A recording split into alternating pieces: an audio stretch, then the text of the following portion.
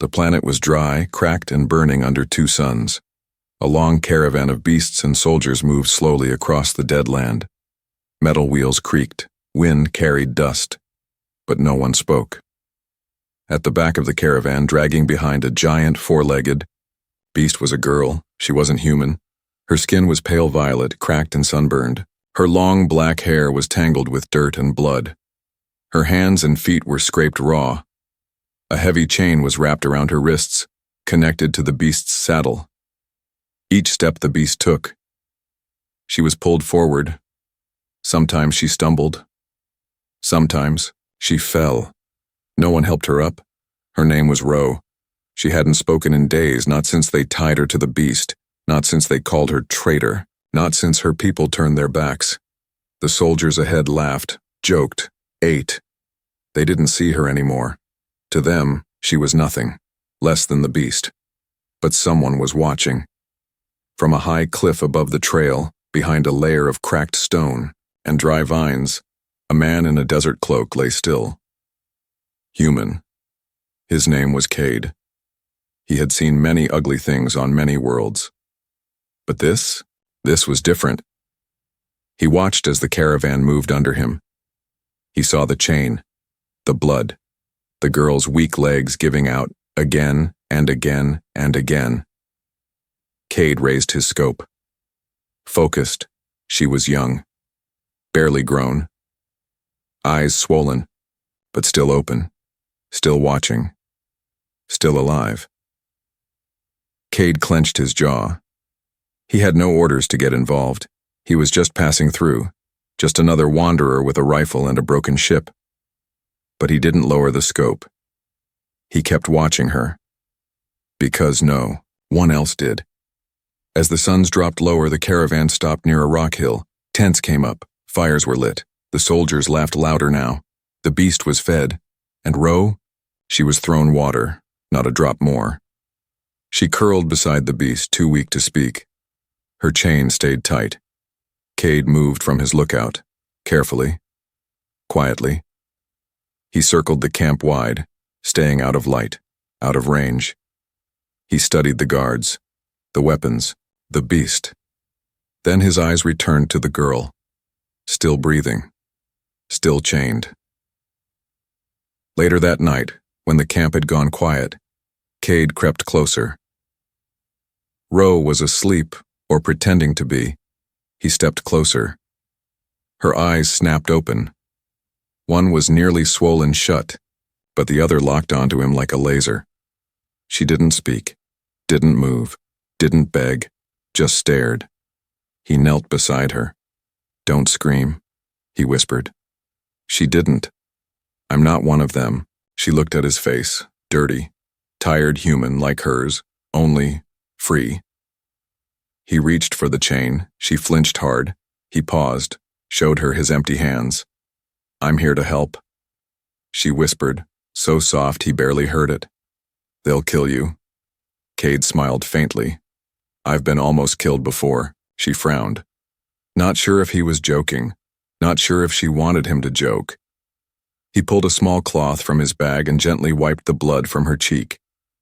She didn't stop him. Her eyes slowly closed, as if no one had touched her kindly in a long, long time. "Why?" she whispered. "Why help me?" Cade didn't answer. Not yet. He just looked at her, then at the chain, then at the beast. He stood, and before he left, he said, "Because someone should have helped you 10 days ago." As he melted back into the dark, Rose stayed still. She didn't cry. She didn't hope. But for the first time, she felt watched in a different way. Not like prey, not like a prisoner, but like a person. The second night came colder. The beast grunted. In its sleep, its wide metal-fused legs stretched beside the fire. Ro lay still on the ground, the chain still tight around her wrists, her back raw where the dust rubbed open skin. The guards laughed from their tents, too drunk to care what the creature behind them suffered. She was shaking, but not from fear, from something new. Someone had come. A human. He hadn't hurt her. He hadn't mocked her.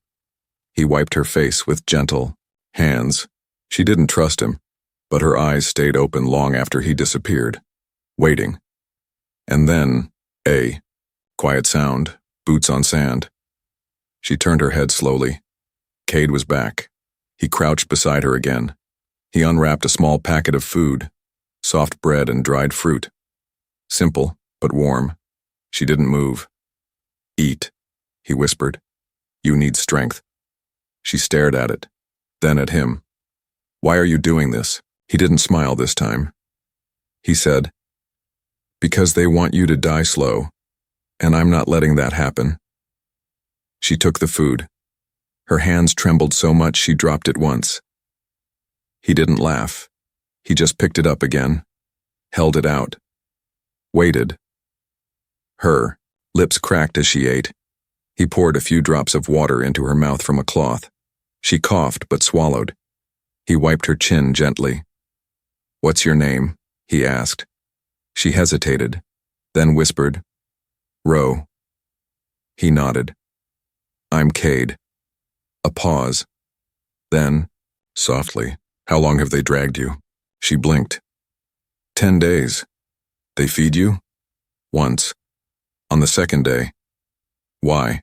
Ro didn't answer, but her eyes told the story. Betrayal, exile, punishment.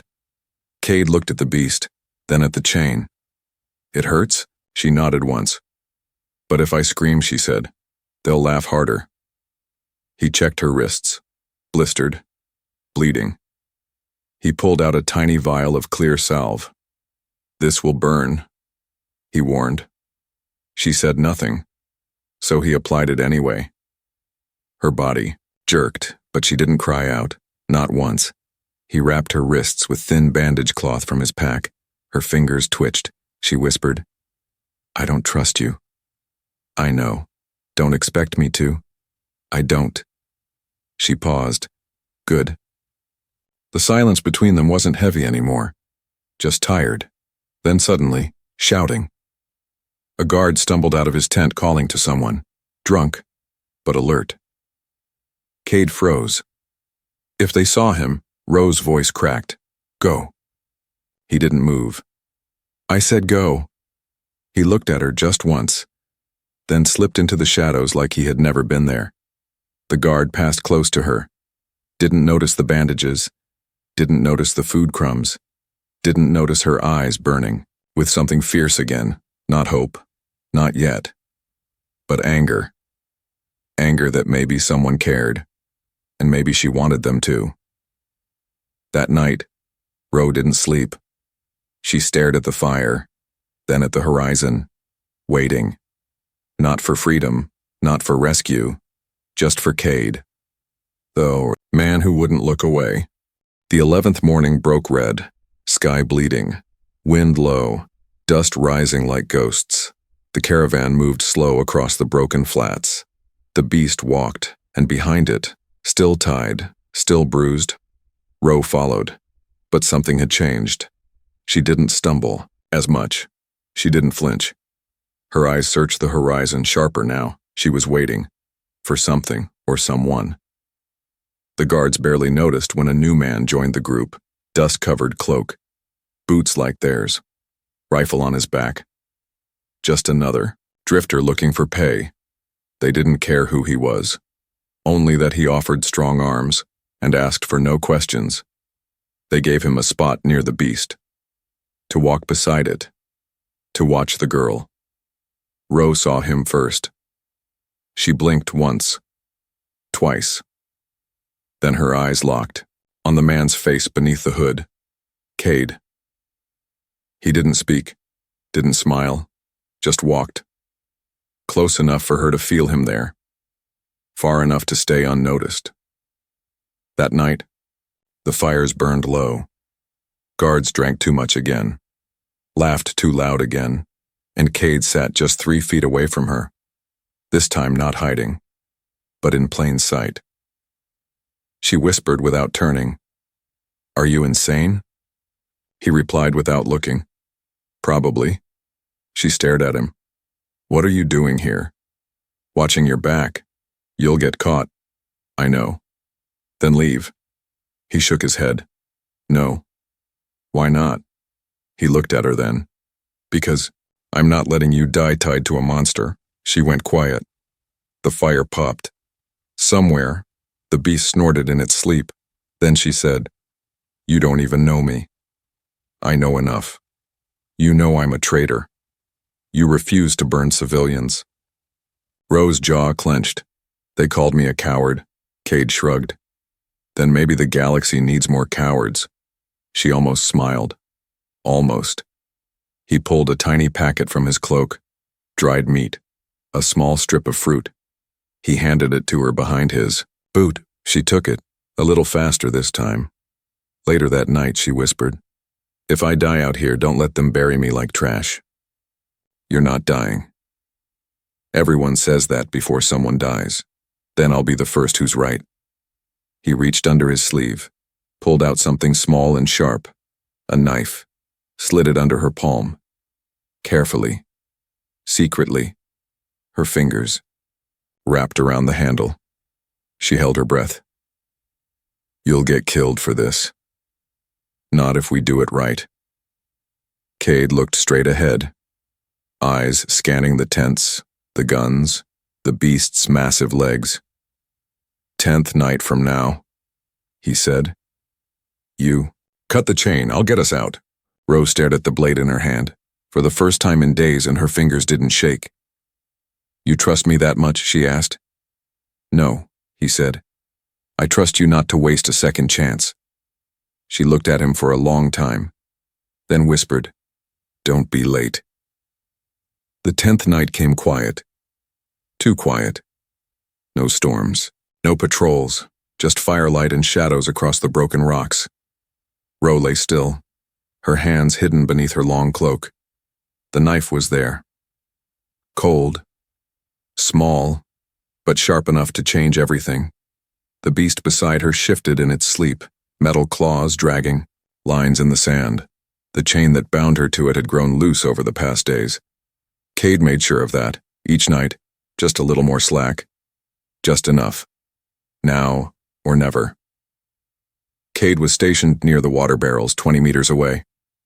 He looked calm, but his fingers tapped against his leg, once, twice, 3 times. The signal. Go Ro sat up slowly. No one moved. She slipped the knife from her sleeve. The stars above watched in silence. The fire cracked, and in one motion, she cut the chain. The weight dropped. Her heart raced. Her wrists stung from the sudden release. For the first time in 10 days, she wasn't tied to anything. She stood, too fast. Her knees shook, but held. She took 1 step. 2. Then the beast snorted awake. Its head turned. Eyes glowed faint red. It growled. Deep, low. Sound like thunder cracking through bone. The nearest guard sat up. What was that? Cade moved instantly. He threw his knife, not at the beast, but at the fire. The blade struck a fuel pod. Boom. Flames exploded upward. Guards shouted. The beast reared back. Ro ran. She sprinted toward the canyon path they'd marked before. Her legs burned. Her lungs screamed, but she didn't stop. Not tonight. Not again. Cade met her at the rise. Blood trickled from a graze on his shoulder, but he was smiling. Glad you remembered to run. She almost laughed. Instead, she pulled him forward. We're not safe yet. Behind them, the camp lit up like a war zone. Blaster fire cracked through the dark. The beast roared, a high, horrible sound, and the guards followed. Ro and Cade ducked into the ravine. It was narrow, sharp, twisting, but it was their only chance, and they knew it better than their hunters. At one point, Cade stumbled. Ro turned back, grabbed his arm. Get up. He tried, winced. I'm fine. You're bleeding. Still fine. They reached a hollow beneath the rocks, covered it with dry branches, held their breath. Footsteps passed above. Shouts faded into wind. Silence returned. Ro pressed her, head against the rock wall. Her chest heaved, her body ached, but she didn't cry. Cade lay beside her, hand on his side. She looked at him. "You got hit for me." He smirked. "I get hit for a lot of bad reasons. You're not one of them." She leaned back, looked up at the sliver of sky. "I didn't think we'd make it." "You did?" "I didn't." He paused, then said, "That's okay. I believed enough for both of us." She turned toward him, eyes wide, soft, scared, alive, and whispered, "Then maybe I'll believe tomorrow." The wind howled down the ravine, sharp, cold, hungry.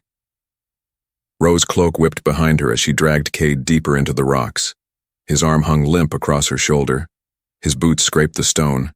He was heavy, he was bleeding, and she didn't care. She wasn't going to leave him. Not after what he gave her. Not after he gave her her life back. They found the cave at dusk, hidden behind an old wall of roots and dust. It was shallow, but dry, carved with symbols she hadn't seen since childhood. She froze, raised a hand, brushed the wall with trembling fingers, the mark of her people. A warning, long ago. Speak truth here, or speak nothing at all. She helped Cade to the floor. His skin burned with fever. He gritted his teeth, but didn't speak. He didn't have to. She could see the pain in his eyes, and the trust. He had trusted her to run. Now he was trusting her to fight, not with blades, with care. She tore strips from her own cloak to bind his wound. She boiled water using his field kit. She crushed roots she found outside. The cave wall, healing roots. Her mother once taught her that, before they called her traitor, before they tied her to a monster.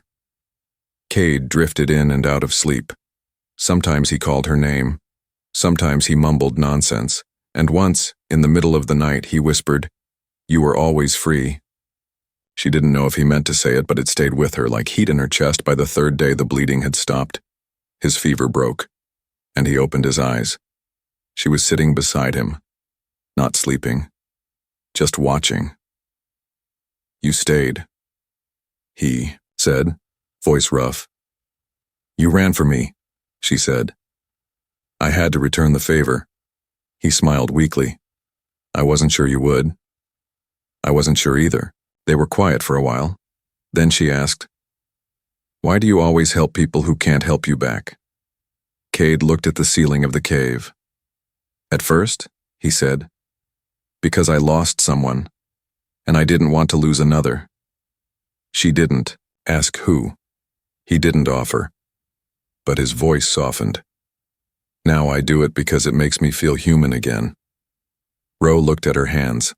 No chains, no cuffs, just skin, just strength. She asked, "If I stayed here, in this cave, would the world leave me alone?" Cade replied, "Maybe." She sighed, "But I'd always know I was hiding." He nodded slowly. "Hiding isn't living."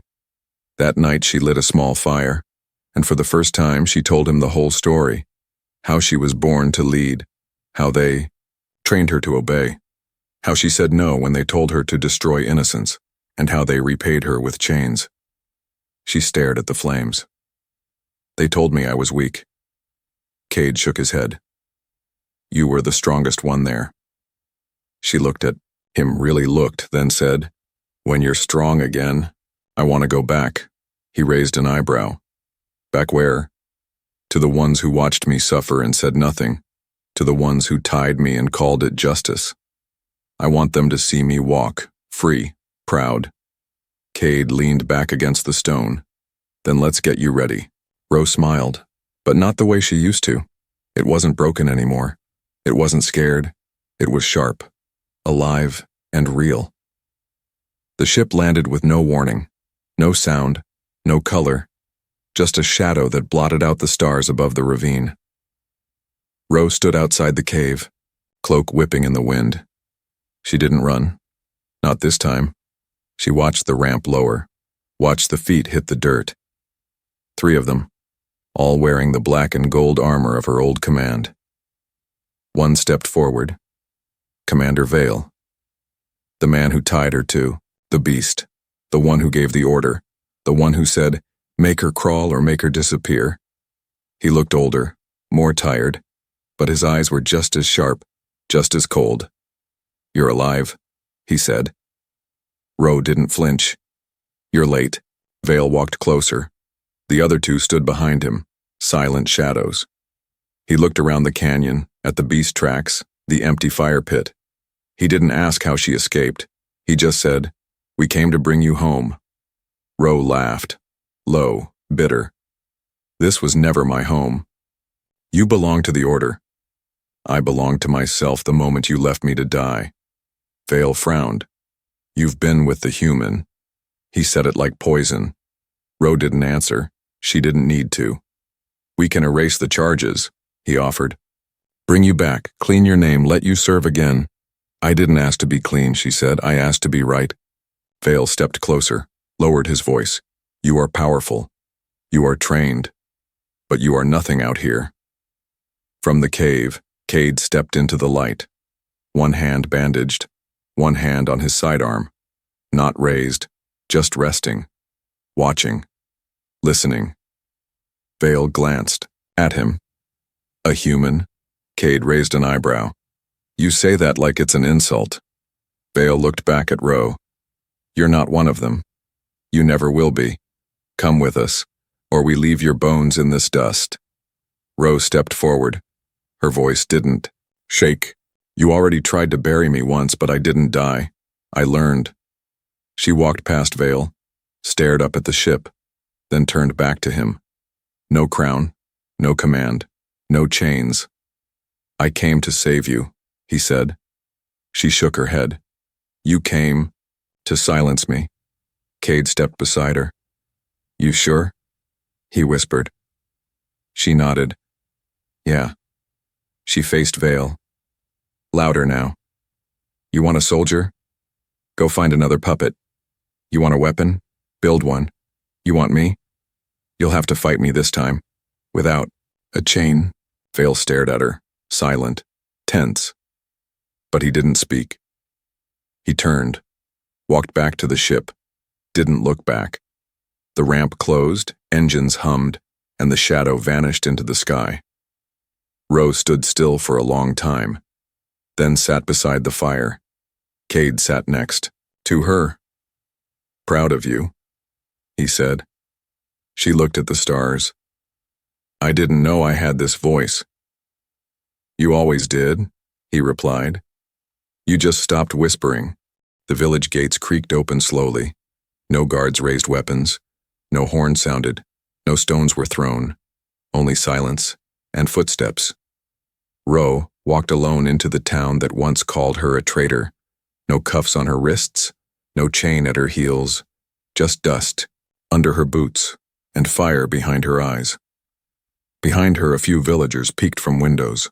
Children hid behind walls. The last time they saw her, she was tied to a beast, barely breathing. Now she moved like wind through stone, calm, unstoppable. A child ran across her path, stumbled, fell. Ro bent down, helped her up.